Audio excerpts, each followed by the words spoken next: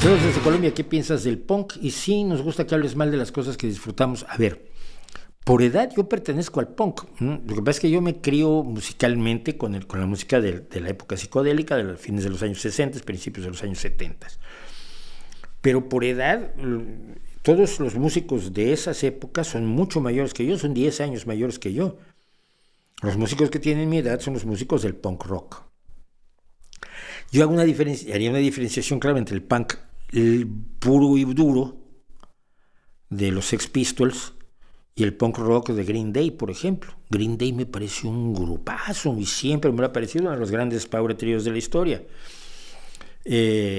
Punk son los que hacen el folk punk de Oyster Band, que es mi banda esencial después de los Beatles, porque los Beatles juegan en otra liga, pero mi banda a la que recurro constantemente es Oyster Band y son folk punk. Folk punk también son Levelers.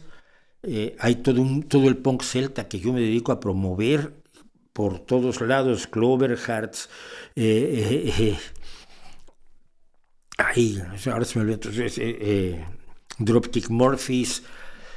Hay un montón por todos lados, además por todo el mundo, de gente que hace punk celta, que es uno de los géneros que más escucho yo en la actualidad, que me gusta muchísimo. Entonces, ¿qué te voy a decir del punk? Que me gusta mucho y que creo que está muy vivo.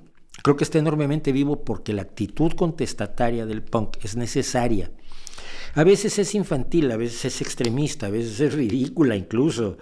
Ayer veía uno de estos grupos, además totalmente marginales, residuales, de calle, que tienen una presentación que se llama Comunismo en el Espacio, ¿no? O sea, no tengo dinero para comprar mis medicamentos, entonces me voy a ir a la luna y voy a hacer una comuna en la luna y luego vamos a hacer miles de millones de camaradas en los miles y millones de estrellas.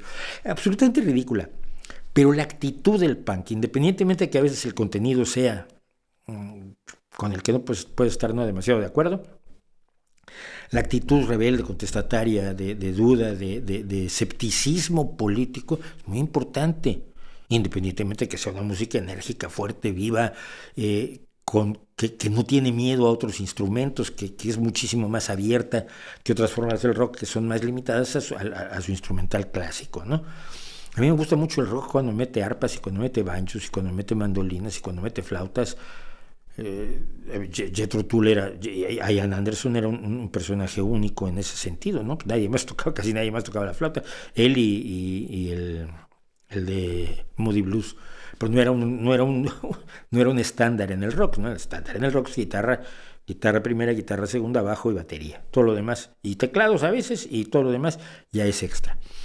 Creo que el punk está muy vivo y lo sigo viviendo y lo sigo disfrutando, así que si crees que no me gusta, que voy a hablar mal de algo que disfrutas, no puedo, porque lo disfruto yo muchísimo.